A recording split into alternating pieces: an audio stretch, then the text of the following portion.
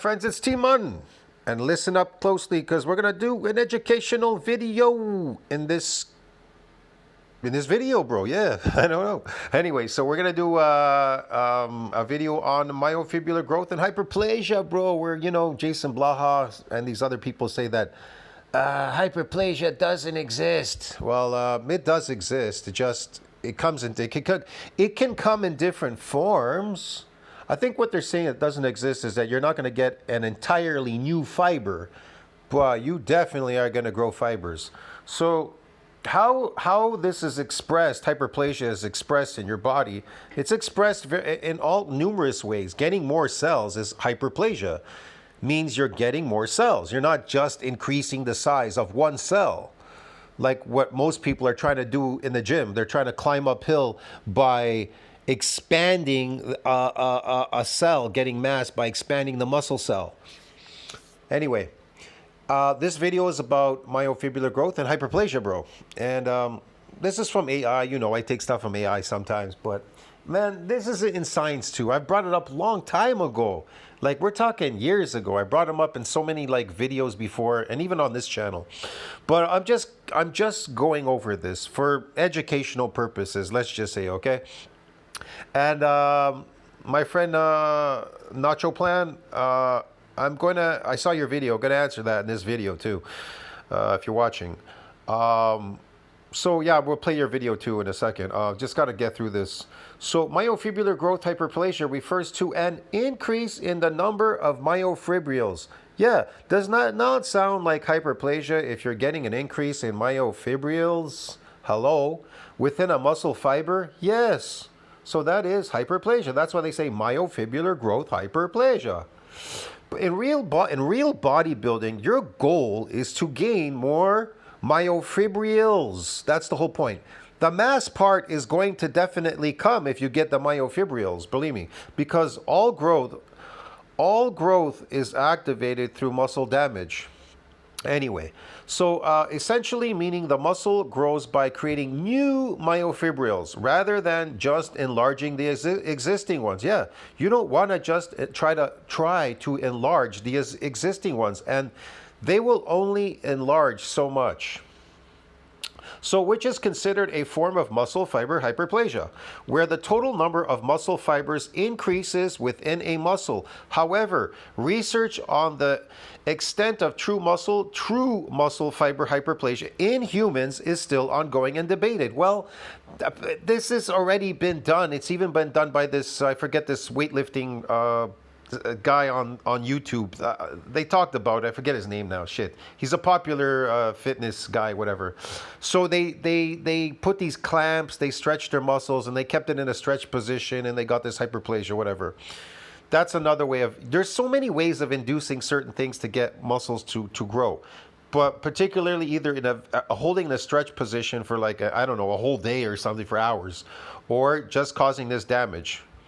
And it's very uncomfortable to be in a stretch position for hours. You could try it for your calves. You could stand on a board in a stretch position watching a movie for 2 hours straight. You know what I mean? You could try that every day for 2 hours straight and see what comes of it. Will there be a hyperplasia effect where you get new fibers? Well, possibly yes. I can't tell you that for sure, for certain. How long will it take? I don't know. Could take 2 hours, could take 3, could take 4. I don't really know. It's not something I can explain to you, but I do know that muscle damage induces hyperplasia. Now, it can be induced in a massive event where there's damage all over. That's the whole point about doing full upper body. But there's another reason why you do full upper body. I'll talk about it in this video because I'm going to answer the Thenachoplan's video in this video to talk about this damage. There are 3 stages of damage. And you could get a little bit of damage, you could get some damage, and a lot of damage. And if you get a little bit of damage, your body will forego this growth, okay? So sometimes people they go to the gym, they get a little bit of structural damage, but that's not enough to induce any growth. Trust me. I've done videos on it. I'm not going to look for it now. Scroll down somewhere way down there at the bottom. I've done it on this channel. I know I haven't made a playlist because one guy asked me, why didn't you make a playlist and put it on there? I just didn't think about it at the time, okay? But anyways, I have a video on it. There's information in my community section on it. It probably would have to scroll so far down now to find all the information. But anyway, I've done a lot on it in the past year. Anyways, let's just get on with this video. So the key points: myofibriller growth hyperplasia. Myofibriller, so we're talking about myofibriller growth hyperplasia. Okay, that's what we're talking about in this video. So myofibrillar definition: myofibrillars are the contractile proteins within a muscle fiber responsible for muscle contraction. Yes, you definitely want more of those. Okay, they will make you super strong. Trust me, they're gonna make you super strong. Really, if you do this for just 6 months, 1 week at a time, even when I'm doing eccentric overload, and now I'm overloading, okay? I'm doing eccentric overload when I go into the gym. That's what's making me much more massive a lot quicker. And so I still do a full upper body doing that. I just don't have to do as many sets as I would do in my normal exercise if I was to do full range of motion with eccentric concentric motion. So yeah, it just is pretty much the same. And it's the duration, the intensity duration in that exercise is still long. It's still over 3 hours. So regardless, man, you know what I mean? I'm just trying to induce more damage because my body's a lot older. It requires a lot more shocking there. Get it? You're younger, yeah, it's gonna come on a lot better in a younger body. Trust me. I just know this from experience. Trust me. So it happens very quickly. 6 months, you'd be like fucking massively. You should be massively big and strong, providing you are eating enough, and protein synthesis exceeds this breakdown, and you're getting a damage in that event. Now, here's a question: do you really have to? Do you have to do a full upper body when you're doing like eccentric overload exercise, like to induce this damage because it's an overwork? Okay, if we're doing a full range of motion, we're overworking the muscle to try to get it to become damaged. So that's why we're doing full upper body, and we're sticking to a 5 times 10 for each and every muscle group. Okay, and that session for upper body, and the next day legs, we do a lot of sets and reps, whatever. Okay, the point is to induce this damage by overworking it. Now here's the question: do you need to overwork the muscle in a overload, in a eccentric overload? No, not necessarily, because sometimes only two sets of 10 reps can be enough to cause it already to have damaged. See what I mean? It doesn't require any more of that. So they could be shorter. Yes, it could be shorter, but because I'm an older person, it's still going to take me longer. You as a young person will probably take you even a shorter period of time. I don't know. It depends how much damage you want to accumulate. You definitely don't want to accumulate too much damage, like crazy damage. That's not good either. You just want to keep that equilibrium. You want to be like, centered there, okay? And then there's people that just do these eccentric exercises. Those are usually to bust through plateaus, a bunch of stuff, and other things, okay? You can do just an eccentric lift. You can do that. You can on certain things if you want. I don't know. But just like people who do what we call concentric overload, we're doing eccentric overload, okay? That's all. It's the opposite of what people are doing in the gym. Just do the opposite of everything they're doing. And me personally, I find that doing a full upper body where all muscles can grow together, because coming back and just doing like 2 body parts and then coming back and they're damaged and shit, you're going to be using those muscle groups. They're weakened. They're damaged. It's not good. So that's the reason why full upper body is superior. It's just more difficult and it's taxing for people. Really can't do it. It's really hard for people to do that. I don't know. Me personally, I don't find these things hard. The more difficult, the better for me. I don't know, but whatever. Each to their own. So hyperplasia versus hypertrophy. While hyperplasia refers to the increase in the number of cells, yes. Hypertrophy means the increase in the size of the cells. So we're going to get the size and we're going to get the increase. We're going to increase and get the size. That's what we're doing. That's what we are doing. Muscle growth mechanism. When a muscle undergoes myofibrillar growth, hyperplasia, it primarily grows by adding new myofibrillars to existing muscle fibers, leading to increased muscle strength and density. Yes, providing you're getting an adaptation and you're doing eccentric exercise, because that's the exercise that gets you them. You get them in parallel and in series through eccentric exercise. Concentric exercise does not build muscles. That's why people are not building muscle in the gym, bro. And they're all freaking out. Anyways, important considerations. Research limitation. While some studies suggest the possibility of muscle fiber hyperplasia in humans, the extent to which it contributes to muscle growth is still debated and further research is needed. Yeah. They're talking about getting an entirely new fiber, whatever. Training focus for myofibrillar hypertrophy. To stimulate myofibrillar growth, resistance training with heavier weights and lower repetitions is typically recommended. No, I don't recommend that.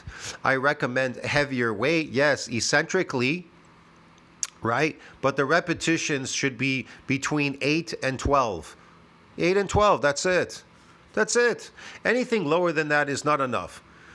So, yeah. Okay, so I'm going to go to your video after, I've talked about this already. So I'm going to go to your video. This is just for educational purposes.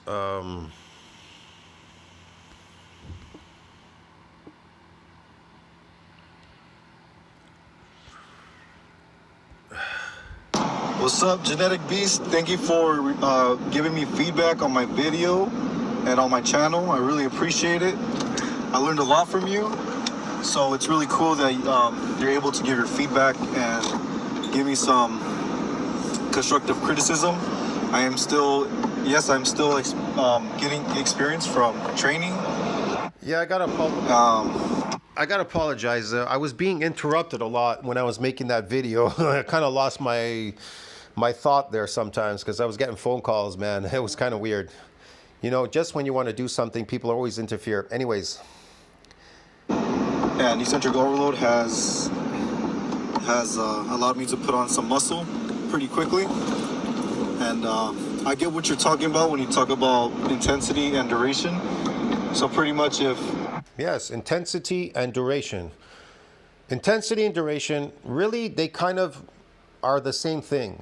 The intensity will be the duration, because if you're working with intensity, it's going to take you a long time to bust those muscle fibers. To damage a muscle fiber, it takes quite a long time. See what I mean? It takes a lot of work to get it to damage. It is not easy. Definitely not.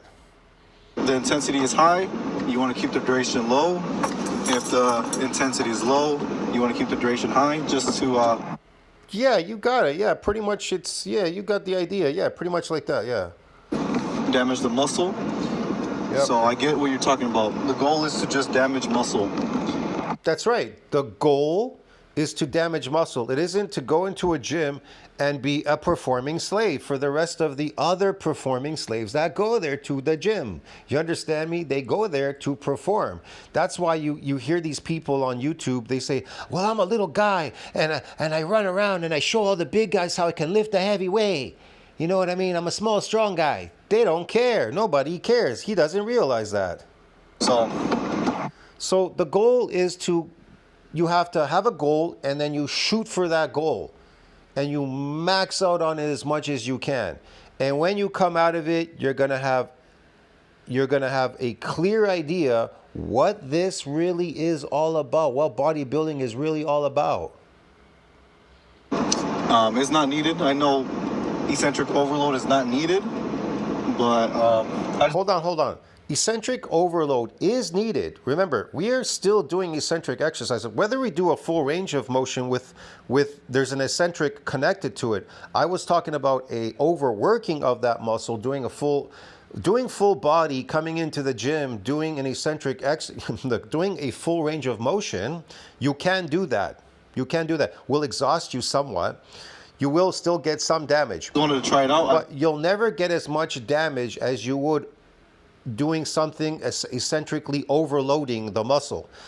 A lot of your exercises, the bench press, what you were doing there, that was like more of an eccentric exercise without the concentric, because the guy was helping you lift the weight and then you were lowering it. So that would be considered an eccentric exercise. Now, an eccentric overload exercise means Just want to see. it means that you cannot move the weight for a full concentric. That's all it means. I put it in my community section a long time ago. It's way down there in one of those reports from AI. It tells you that the eccentric exercise means that you cannot fully max it for a concentric. You understand me? Because it's too heavy. It's too heavy. You cannot manage it. So then you know that weight is heavy. Then you know that weight is an eccentric overload, because that weight is too heavy for you to manage for a concentric lift. See what I mean? In other words, even if you were trying to get a barbell and you were trying to curl it, you wouldn't be able to manage to curl it all the way up. Then you know that when it's coming down, it's coming down a lot heavier than it is going up. What's going to happen after a full? So that's considered an eccentric overload exercise. And you can move slow or you could move rapid. But if you're moving slow, again, you're still going to have to do a lot of sets. Same rep range, 8 to 12, but you got to have to do a lot of sets to get it to damage. Eventually, your experience and your knowledge, your experience, your body will tell you this. You will know if you accomplish it or not. Year of doing it, and I have a couple of questions. One question is, how long should I do eccentric overload? Is it okay if I do it for a full year? Yeah, if you wanna do eccentric exercises, like if you're focused on eccentric to damage, 6 months. Do it for 6 months straight, and see where you are after 6 months. That's it. See what I mean? See where you are after 6 months. Me personally, I started overloading the eccentric exercise now when I got back into the gym around November. I think it was around end of October, beginning of November. And I mean, Christmas time, I had to take time off. There was like 2 weeks gone or something like that. And just recently, I took off another 2 weeks now, and I'm going back to the gym. So I don't know. Between that, it's what? November, December, January, February. So I'm probably like 4 months in, kinda 4 months in, not exactly. And I'm already decently bigger and stronger. And people are already looking at me, talking to me, asking me questions and a bunch of stuff. So there you go. That just says it all.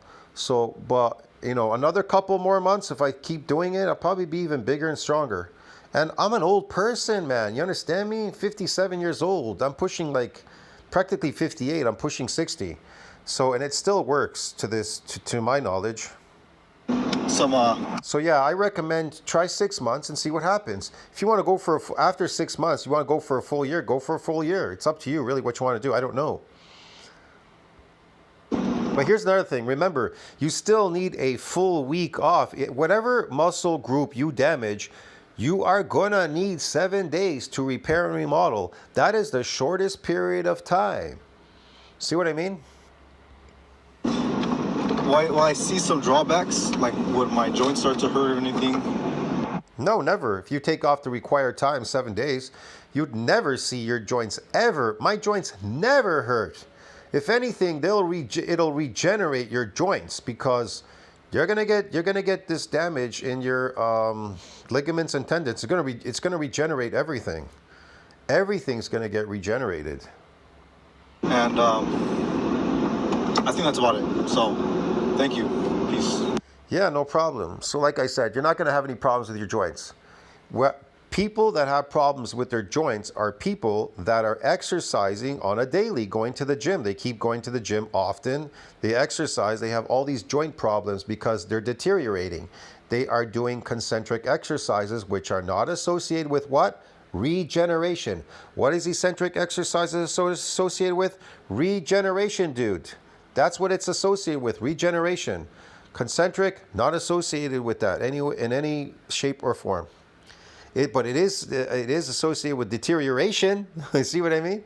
but not regeneration like eccentric exercise. That's why in science, when you read it, you pop up eccentric exercise, all PubMed, everything, superior to concentric in every way. There you go.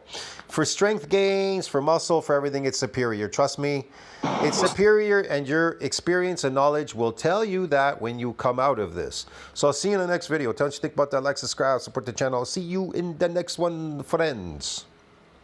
I hope that helped.